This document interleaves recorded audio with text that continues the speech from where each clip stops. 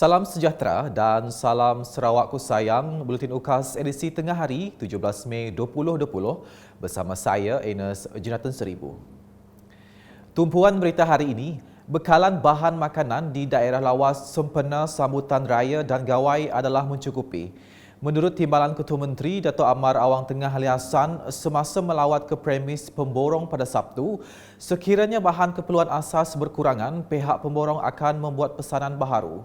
Jadi pada keseluruhannya di lawas ini, telur ayam, purata stok semasa ketika ini adalah sebanyak 242,400 biji.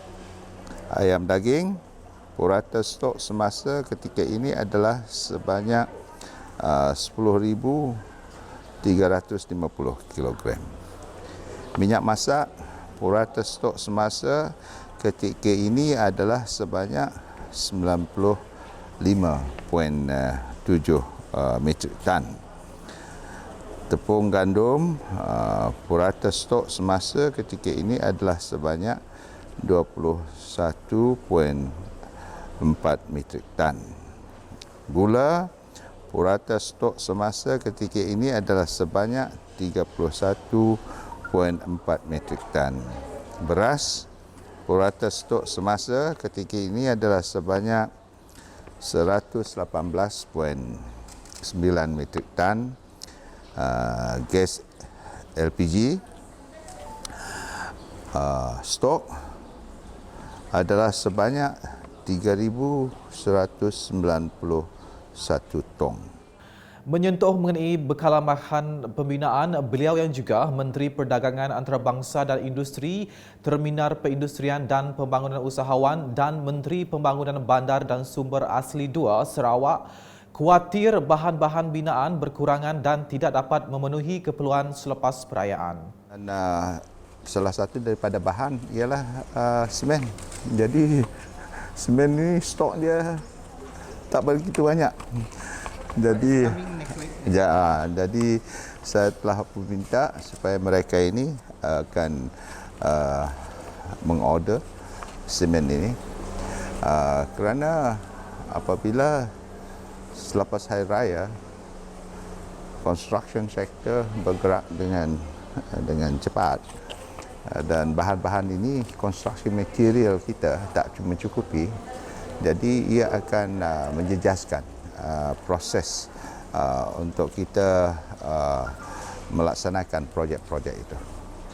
Jadi penting untuk construction material ini mencukupi seperti semen, steel, pasir, itu penting. Dan begitu juga dengan bata untuk rumah-rumah. Jadi kita telah pun membenarkan untuk ianya beroperasi.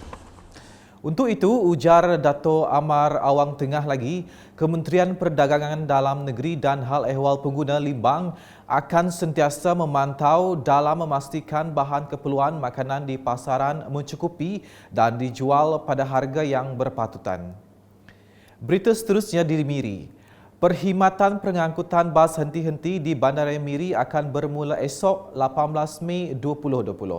Berucap dalam taklimat berkenaan SOP semasa PKPB di Miri pada Sabtu, Menteri Pengangkutan Sarawak Datuk Lee Kim Sin berkata, para penumpang perlu melakukan saringan kesihatan sebelum dibenarkan menaiki bas henti-henti sebagai langkah pencegahan COVID-19.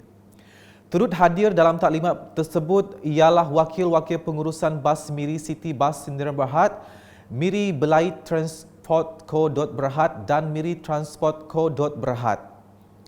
Selanjutnya, Kerajaan Sarawak sebelum ini telah mengumumkan diskaun sebanyak 25% bagi hartanah berkadar di negeri ini.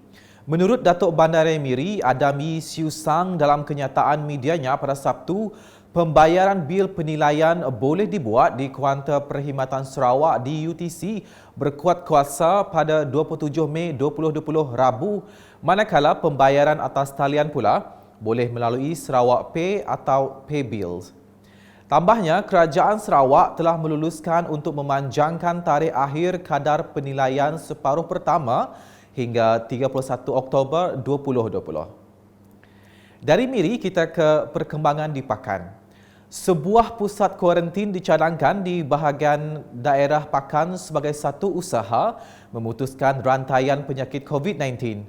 Menurut Ahli Dewan Undangan Negeri Adun Pakan Tan Sri William Mawan Ikum, cadangan berkenaan adalah untuk menempatkan penduduk Pakan yang baru balik dari luar Sarawak. Selepas mempengerusikan mesyuarat pada Ahad, jelas beliau, pusat tersebut boleh ditempatkan di Dewan Masyarakat Pakan dan akan diusul kepada Jawatankuasa Bencana Peringkat Bahagian untuk dipertimbangkan. Beralih ke laporan bantuan khas Perdana Menteri Tan Sri Muhyiddin Yassin melalui Ahli Parlimen Mukah, Datuk Hanifah Hajar Taib pada Sabtu. Sebanyak 488 isi rumah di kawasan Dun Telian terus mendapat sumbangan bekalan makanan pada Sabtu. Ketika ditemui UKAS, tuai rumah Bihai Humang menyifatkan bantuan itu amat bermakna kepada mereka di kawasan pedalaman. Mari saya terima kasih ngagai Perdana Menteri dapat sudah meri sukung tolong rakyat menua Sarawak tahu. Lebih lagi ngagai Haji Hanifah sikit nipun kami mari saya terima kasih ngagai ya sudah nolong dan sukung rakyat dan menua bawah budak tahu. Sementara itu, penghulu Sebastian Sintan dari kawasan Ulu Bawah Burak turut menzahirkan perhargaan atas bantuan itu. Terima kasihlah atas sumbangan untuk bantuan bungkusan makanan kepada Perdana Menteri kita yang kita kasihi untuk melalui pusat hemat Parlimen Mukah menyalurkan bantuan untuk kami di Ulu Bawah itu. Terima kasih juga dengan pihak kita yang menghantar. Sekian bersama saya, Ines Jonathan Seribu dan Kru Penerbitan. Dapatkan berita selanjutnya pada edisi petang. Dapatkan berita terkini Sarawak setiap hari dengan melayari ukas.sarawak.gov.my atau di Facebook, Instagram, Twitter dan saluran YouTube Buletin UKAS.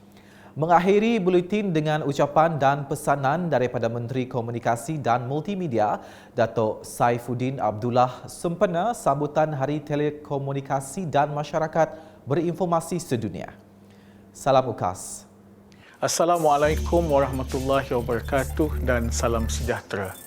Internet dapat memperluaskan pengetahuan, membolehkan kita berkomunikasi dengan sesiapa sahaja dari seluruh dunia serta membuat transaksi online di hujung jari anda. Namun demikian, kita hendaklah juga berhati-hati dan bertanggungjawab dalam menggunakan internet. Klik dengan bijak, tidak pasti, jangan kongsi. Selamat menyambut Hari Telekomunikasi dan Masyarakat Berinformasi Sedunia 2020.